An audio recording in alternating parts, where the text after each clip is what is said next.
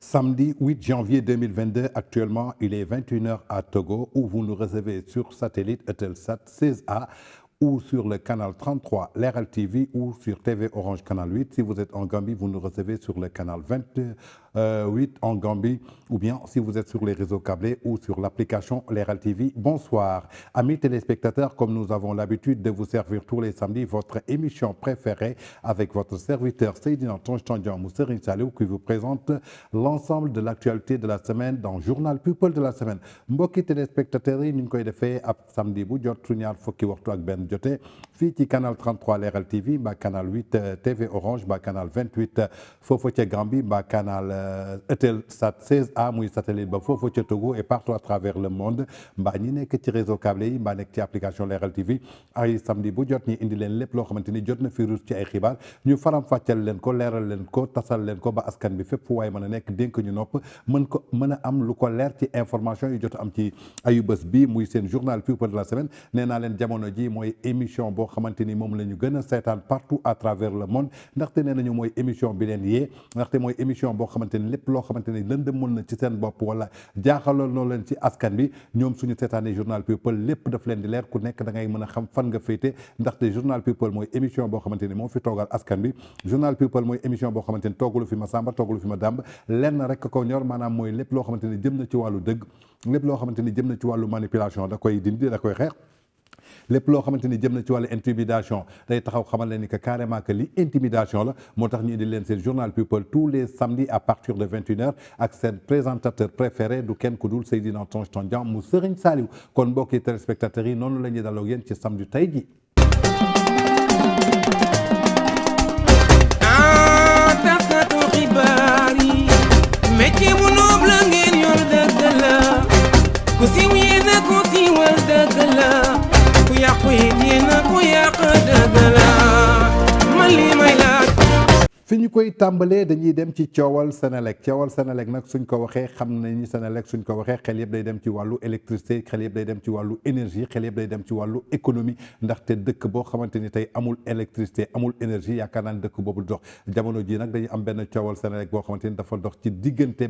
Senelec ak benn doomu sénégalais boo xamante ni c'est un homme d'affaires du kenn ku dul Abdoulaye Diawo ñu gën ko xam ci Baba Diaw itok jamono ji nag coow loolu moo lëmbe Sénégal ndaxte ci benn bor bi dox ci diggante Baba Diaw la ak Senelec bor boobu nag toll woon ci 20 milliards ginnaaw boru 20 milliards boobu nag bu mu amee woon ci diggante boobu demoon nañ ci yoon jëloon dëgg jox ko kii di Senelec jàpp ni que Baba Diaw dafa ameel Senelec lu toll ci 20 milliards ginnaaw loolu ba ñu toogaatee ba ci ginnaaw ñu gisaat Baba Diaw interjeté appel léegi nag appel boobu nag moo bëgg a bloqué tey compte Senelec yi ba nga xamante ni tey Senelec compte mi nu mu bloqué woo dañu manqué benn fluel boo xamante ni tey loolu yëpp dafa war a répercuté wu ci askanu Sénégal laay wax du ma ne askanu Dakar mais askanu Sénégal xam ngeen réew moom wax dëgg yàlla courant su fa amul maanaam problème dafay daal di dikk ndaxte tey Sénégal lépp loo xamante ne mi ngi fiy dox muy connexion internet di lépp loo xalaat ci ay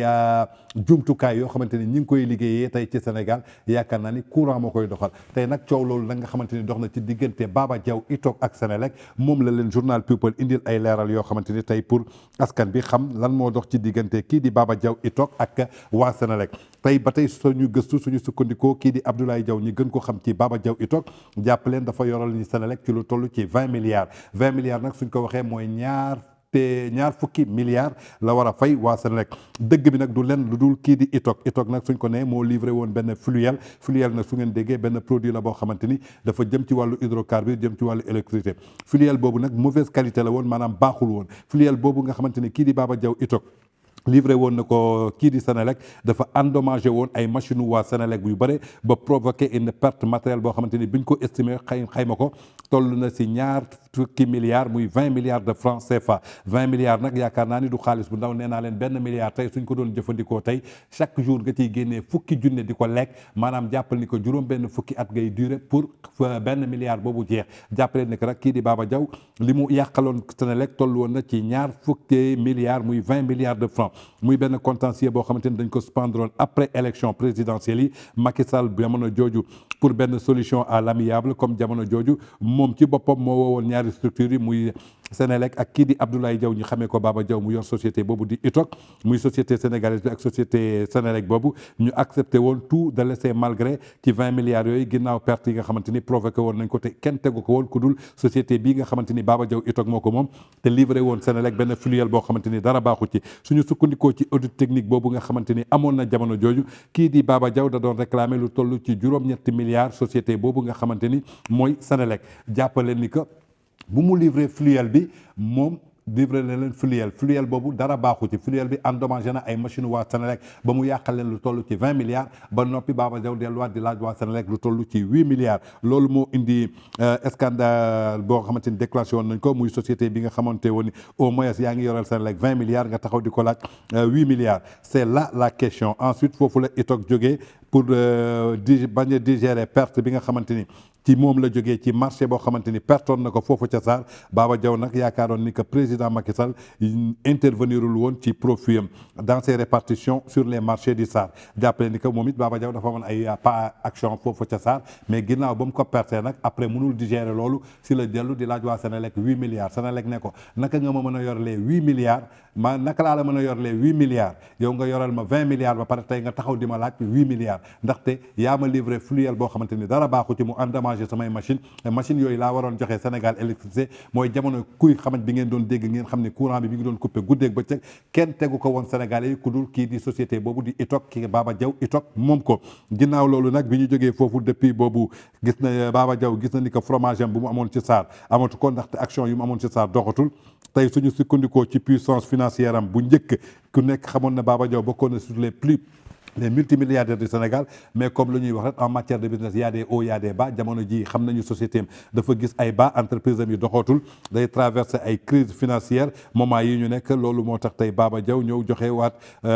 parole am retourné waat vestam contre pour attaquer wu ci kaw Sénélec bi nga xamante ni plutôt tey suñu sukkandikoo Sénélec mën nañ jàpp ni victime la ndaxte yow miy jaay di produire fluel nga jaay Sénélec donc waroon nga ko jaay benn qualité bu baax mais qualité boobu bañ ko dugalee si machine bi dafa yàq machine bi te machine yooyu yaakaar naa ne directeur du Sénélec moomu ko employé Sénélec moomu ko ay sénégalais ñoom ñoo ko moom c'est la population sénégalaise ñoo ko moom muy 17 millions de sénégalais tey Sénélec énergie bu muy joxee boobu yaakaar naa ne bokk na ci luy suqaliku économie Sénégal donc Baba Diaw moom filiale bu mu joxee woon boobu maanaam moom moo perte loo Sénélec lu toll ci 20 milliards ba noppi muy laaj Sénélec lu toll ci 8 milliards tey suñu sukkandikoo ba tey suñu jógee foofu tey suñu xoolee ni que difficulté financière yi nga xamante ni kii di Baba Diaw mi ngi koy traversé moo tax mu bëgg a exercer benn pression boo xamante ni ci waa Sénélec la il est évident que si on révélait tout le dossier à Baba Diaw comprendrait vite qu'il a tort de vouloir tenter prolonger son pays dans une crise ndaxte Baba Diaw xëy na peut-être xamul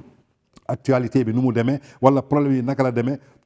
donc xëy na perte bi mu perte ay action am foofu ca SAR loolu moo tax tey mu jóg pour bëgg a bloquer compte kii di Sénélec ay jamono jii ñuy wax ak yéen mooy démb su ngeen xoolee blocage de tous les comptes de la Sénélec par ITOC suite à une mesure conservatoire comment les désiderata's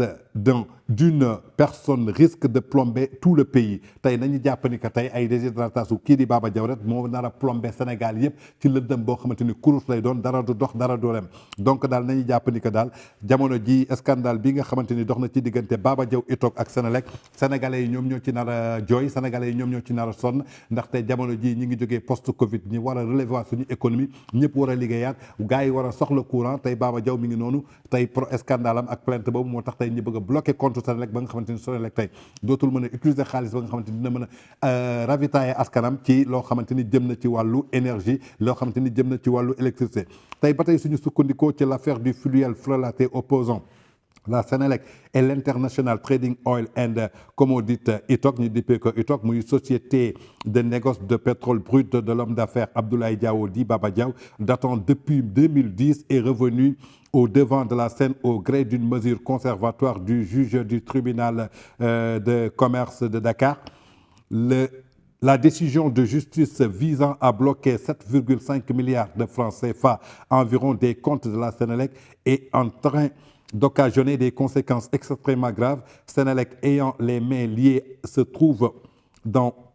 l'incapacité de payer ses fournitures si ces producteurs indépendants de l'électricité comme les IPP, Madame IPP, Madame décider de ne plus fournir de l'électricité à la Sénélec, ce serait la catastrophe sur tant l'économie du pays national ainsi que sur la vie sociale des Sénégalais. Mais déjà, la Sénélec a fait appel à cette décision de justice et les deux parties retournent au tribunal du commerce maanaam de muy aljuma bii ñu génn démb foofu la ñu delluwaat ci tribunal du commerce ndaxte jamono ji jàppale ni ko compte Senelec du ci toll 7,5 milliards juge du tribunal du commerce de Dakar da ko bloqué ngir benn contentieux boo xamante ni dox na ci digganteem ak Baba Diaw tey Baba Diaw xëy na li mu ñàkk action am foofu ca Sarr amatul fromage am tey société am di traversé benn crise moo tax tey mu bëgg a bloqué askan bu toll ci Sénégal 17 millions d'habitants pour priver leen lépp loo xamante ni jëm na ci wàllu électricité ndaxte tey jàppale ni que tey am na yeneen fournisseurs yoo xamante ni dañu war a fournir Senelec ay produits boo xamante ni moom la war a ravitailler électricité population bi tey produits yooyu suñu bloqué compte yi Senelec du am lu mu ko fayee donc askan bi ñoom ñoo ciy souffrir ba tey suñu leen bëggee indil dañ doon yaakaar ni que dépassé nañu affaire bi ndaxte affaire bi ñuy wax 2010 la amoon 2010 tey ñu toog ba 2021 su ngeen ko xaymaa dina toll peut-être ci fukki 2022 fukki at ak ñaar tey Baba Diaw ñoo bëgg a soulever waat loolu yóbbuwaat ko ci kanamu yoon ginnaaw bu mu endommagé ay machine Senelec tey suñu xoolee ci mauvaise fluviale boobu nga xamante ni doxoon na ci diggante Senelec ak ITOC du dara lu dul loo xamante ni benn contentieux vieux de plus de 11 ans la qui refait surface comme par enchantement Baba Diaw patron de ITOC a pu obtenir du tribunal du commerce de Dakar une mesure conservatoire en autorisant le blocage de 7,75 milliards de francs de Senelec, une décision qui ne comprenne pas beaucoup de juristes, d'autant que disent ce genre de décision n'est pris que quand c'est particulier, insolvable ou quand il y a risque de fuite. Or, la Senelec n'est pas insolvable et ne peut pas disparaître ku nekk xam na ni Senelec mënul disparaître fii laa yow mi dina Senelec day exister Sénégal n'ayant pas trouvé tout le montant 7,5 milliards de francs CFA environ dans un seul compte bancaire. Il faut rappeler que la Senelec dispose de plusieurs comptes bancaires. L'huissier a décidé d'utiliser la décision de justice pour bloquer tous les comptes de la société d'électricité, une situation qui risque de créer des conséquences désastreuses aussi sur le plan de l'économie que sur la vie sociale des Sénégalais, notamment sur la sécurité. Tout va être bloqué, aucun secteur ne va fonctionner. Quel investisseur va mettre son argent dans le pays risque d'être plongé dans le noir. D'ailleurs, cette décision de ITOC commence à produire ses conséquences au niveau de la Senelec. En effet, depuis que les mesures conservatoires ont été prises en mi-décembre dernier, la Senelec ne peut faire aucun paiement, ne peut émettre aucun chèque et ne peut faire aucun virement. Cette situation, si elle continue, va tout simplement asphyxier la Senelec parce que si la Senelec ne peut pas payer ses produits indépendants et acheter du carburant pour alimenter les centrales, elle ne va plus produire. Si la Senelec ne produit pas, c'est des délestages qui vont finir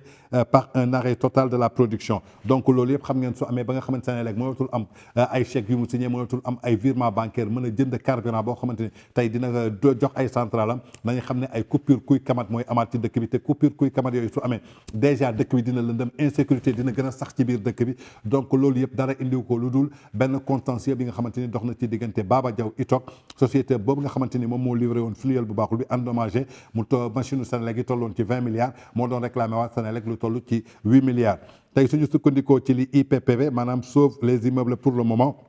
Heureusement que les producteurs indépendants d'électricité qui fournissent environ 50% de l'électricité ont été compréhensifs à l'endroit de la Senelec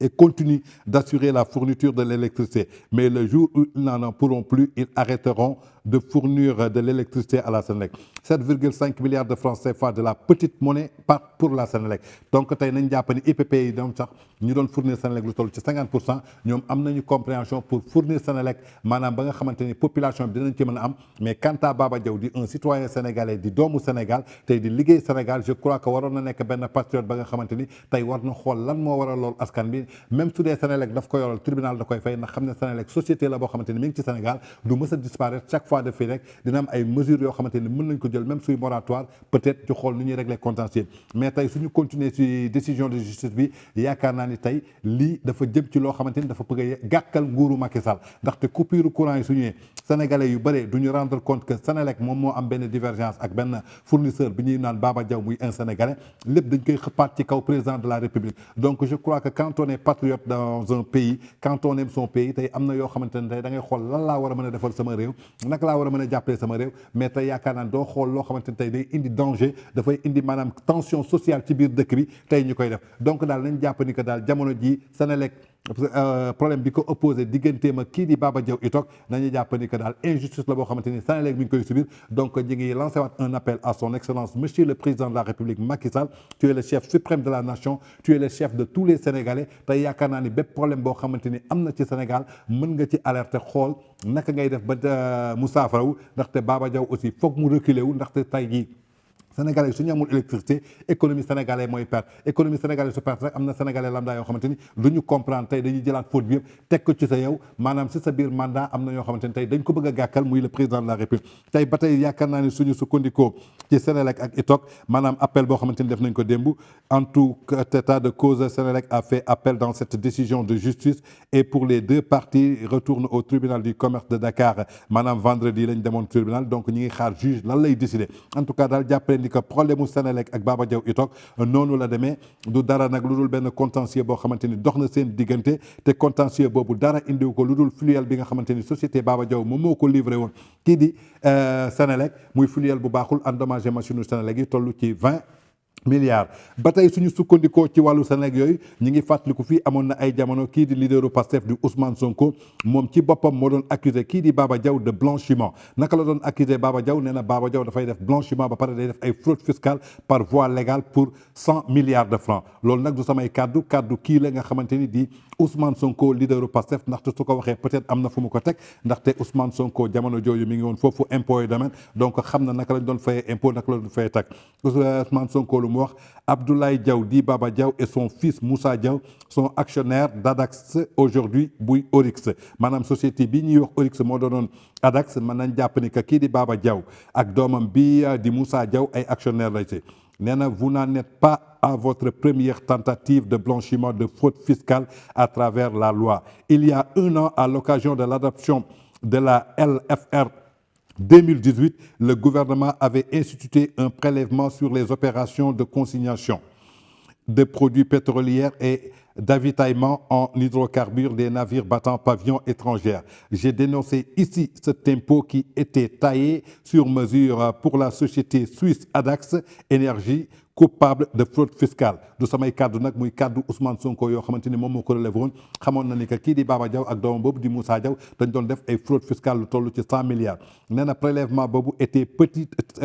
c'était un petit arrangement entre amis et copains pour soustraire cette société à ses obligations fiscales. Jusqu'à présent, les redressements documents établis contre Adax à hauteur de 100 milliards de francs CFA ne sont pas recouvrés par l'administration fiscale. Vous noteriez que ce montant équivaut à la baisse des recettes fiscales que la majorité mécanique va entériner, cerise sur le gâteau, par la lettre numéro 01 68 MEFC CABT CTEA du 11 mars 2019. Le tout-puissant ministre des Finances a suspendu le recouvrement de cet impôt voté par notre vaillante Assemblée nationale et budgétaire pour plusieurs dizaines de milliards. Le même ministre ne s'est pas privé par la lettre numéro 2078 MEFP MDB SP du 19 mars 2019 d'accorder un régime de faveur en matière de contribution économique locale aux entreprises et établissements hôteliers dont le syndicat du patronat est dirigé par un dignitaire de votre régime Challenger rejoint Madame le maire de Podor muy Aïssata Tall Sall yaakaar naa ne muy ay kàddu yoo xamante ni kii moo ko soulevé woon du kenn ku dul leader du Pastef du Ousmane Sonko nee na sax je me rappelle à mes très chers collègues que l'article 67 de la Constitution du Sénégal pose le principe de la légalité de l'impôt qui signifie que la loi fixe les règles concernant l'assiette, le taux et les modalités de recouvrement des impositions de toute nature. Seule l'Assemblée nationale est compétente en la matière. Donc samay kaddu nag kaddu Ousmane Sonko la si la lancé woon ci message am boobu benn communiqué bu ne si la ne monsieur le ministre un cocktail de roubladise de démagogie d'incompétence de boudmine et de manque de patriotisme n'a jamais produit un bon résultat en matière de gouvernance publique. Aujourd'hui, vous êtes rattrapé par 7 ans de contre-vérité et le peuple est là, va souffrir des conséquences catastrophiques de l'irresponsabilité de votre gouvernement. ku ko signé woon nag di Ousmane Sonko député mooy bi muy xamal ni que kii di Baba Diaw da doon def ay blanchiment moom ak doomam jooju di Moussa Diaw par voie légale muy ay voie fiscale yu 100 milliards Ousmane Sonko alerté woon na ko je crois que tey loolu moo ñëwaat fe donc muy contentieux boo xamante ni dox na ci diggante kii nga xamante ni mooy Baba Diaw itoog ak Senelec donc nee naa leen jàppale ni que du dara lu dul benn injustice boo xamante ni kii subir na ko ci biir loolu nag suñu demee ba ci biir Senelec gis nañu aussi waa Senelec jamono ji ñi ngi foofu aussi di jéem a indi yenn genre contentieux kenn indiw ko nag lu dul yenn genre syndicaliste yi parce que ginnaaw loolu am na benn note de service boo xamante ni direction générale génnee na ko muy mardi 28 décembre 2021 suñu sukkandikoo ci note de direction boobu numéro 89 2021 portant nomination du secrétaire général de la Senelec monsieur Papa Toubi Gueye numéro de matricule C00448 précédemment directeur principal d'équipement est nommé secrétaire général de la Senelec. La directrice des ressources humaines et le directeur de l'audit interne et du contrôle sont chargés chacune en ce qui leur concerne de l'application de la présente note qui prendra effet à compter de sa date de signature. Le directeur général Pape Mademba Bitèye moom moo ko signé woon muy diffusion générale boo xamante ni def nañ ko ci ginnaaw note de service boobu bu mu amee nag jàppale ni que ñoom ci seen bopp teniroon nañu benn réunion bi nag ñi ngi ko teniree woon ci benn hôtel de la place boo xamante ni amoon na fii réunion bi nag ñi ngi ko amaloon mardi 28 décembre ñi ngi ko amalee woon ci benn hôtel bi nga xamante ni mi ngi fii ci rue 8 avenue des Jambar fii ci Dakar ordre du jour nag du woon dara lu dul ay négociations plateforme CSTS année 2021 bi réunion boobu nag ñu ngi ko commencé 11h41 du matin maanaam mardi 28 décembre réunion boobu mi ngi jeex presque 20h10 ñan ñoo fa présent woon tey mën nañu xam ne directeur général bi mi ngi fa woon monsieur le secrétaire général mi ngi fa woon madame la directrice des ressources humaines mi ngi fa woon ñi accompagné wu aussi ak 14 collaborateurs tey ñan ñoo présent woon mën nañu gis ni que monsieur les secrétaires généraux des syndicats ñi ngi woon foofu bu Sutelec bu Sudeten ak bu Sentes ñoom ñëpp a ngi fa woon ak bu Satel ak SICAS ñoom ñëpp ñi ngi accompagné woon aussi ak 8 membres adhérents lépp nag du amul woon ci lenn lu dul pour ñu yokkal leen seen salaire parce que gis nañu Senelec defoon benn genre bénéfice léegi bénéfice boobu su dee ci benn at la ko Senelec def donc syndicalistes yi dañu doon profité pour ñu yokkal leen seen salaire yokk salaire boobu nag suñ ko yokkoon tey amaana bénéfice bi at bii lañ ko def mais lan moo wóor ni que Senelec déwén dina defaat bénéfice boobu te salaire bu ñu xas ba yokk kenn mënatu ko wàññi je crois que foofu ay prime la agent yi waroon laajte mais agent yi laajtewuñu prime dañu laajte pour ñu yokk seen salaire ndaxte tey benn bénéfice su amee ngay liggéey si société donc dañ leen war a fay ay prime ñi xam ne ni que yéen a liggéey lii def ngeen jàmbaarte def ngeen góor te ba ngeen liggéey mën leen jox prime mais ñoom nag nanguwuñu woon prime dañu bëggoon mu nekk benn augmentation de salaire boobu nag Senelec su jëloon risque boobu ba accordé ko déwén Senelec perte dina bëgg a wàññi salaire yi du ko mën parce que ay grève lay indi ak ay coow ginnaaw loolu sax bi directeur général Mademba Bitèye xamaleen ni que prime ngeen mën a gagné le lendemain ci conseil des ministres gis ngeen le président de la république Macky Sall ci communiqué am xamal ne ni que bu benn direction yokk benn salaire ndaxte foofu la ñu tolloon ndaxte li ñu bëggoon def benn genre lobby la gis nañu problème bi am na donc Senelec seen compte bloqué nañ ko problème ñu ngi bëgg a ñëw moo tax yenn syndicalistes yi aussi jógu ci nekk ci biir Senelec pour saboter aussi liggéeyu kii di directeur général bi di Mademba Bitèye loolu yëpp mooy li may wax rek soo ne président su nekkee ci deuxième mandat ñëpp di ko wax ñu gis inauguration yi dafa am ñoo xamante ni dañuy jóg pour jéem a gàkkal maanaam liggéeyu président de la république parce que sénégalais tey bépp problème boo xamante ni am na foofu ca Senelec kenn du jóg ne syndicalistes yi kat li ñuy laaj du yoon ndaxte képp xam na ni société buy liggéey xëy na bénéfice yi bari na bi yoon mën nga laajte man kat liggéey naa bu baax ñaata nga may jox prime mais yokkal ma salaire nga demaat déwén bénéfice yooyu amoo ko je crois que su boobaa kenn dootul mën a wàññi salaire yi ba tey su ma sukkandikoo ci seen réunion boobu mooy li ma la wax rek ñun suñ fi toogee dañuy leeral askan bi parce que la xewoon ci réunion boobu amaana ñu bëri xamuñu ko ci askan bi mais nee naa la ñun dañuy gëstu ji dañuy dugg ci biir pour lépp askan bi li leen ñor tey la rencontre s'est déroulée dans un climat convivial grâce à des sens de la responsabilité dont les acteurs ont fait preuve de l'animation des débats ainsi tout en tenant compte des contraintes budgétaires sur les décisions suivantes ont été consensuellement validées avec comme date de prise en effet le 1er janvier 2022. Muy lan le protocole d'accord suivra. Augmentation des salaires. La direction générale accorde une augmentation de 15% sur les salaires de base mensuels de chaque membre du personnel. Prime sur les résultats annuels bénéficiaires. La direction générale s'accordera avec le conseil d'administration de la Sénélec pour consolider et distribuer au personnel 10% des résultats annuels des bénéficiaires. Revalorisation des primes, logement, le droit commun des agents non cadres passe à 80 000 francs. Octroi de primes, risque électrique, accord de montant de 50 000 francs par mois pour les agents exposés par ce type de risque. Carpalan véhicule cadre, augmentation de 50 litres de carburant, mois pour tous les cadres, augmentation de 50 000 francs CFA, mois pour les primes d'entretien mensuel des véhicules des agents et cadres, hors directeur et délégué. Directeur yi bokkuñu ci, délégué yi bokkuñu ci. Cadre Sénégal yi rek la ñuy accordé loolu muy un taux de prise en charge pour les cadres hors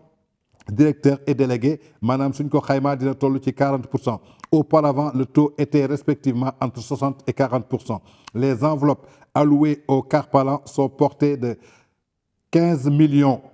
de francs CFA pour les chefs d'unité, 20 millions de francs CFA pour les chefs de service, 25 millions de francs CFA pour les chefs de département,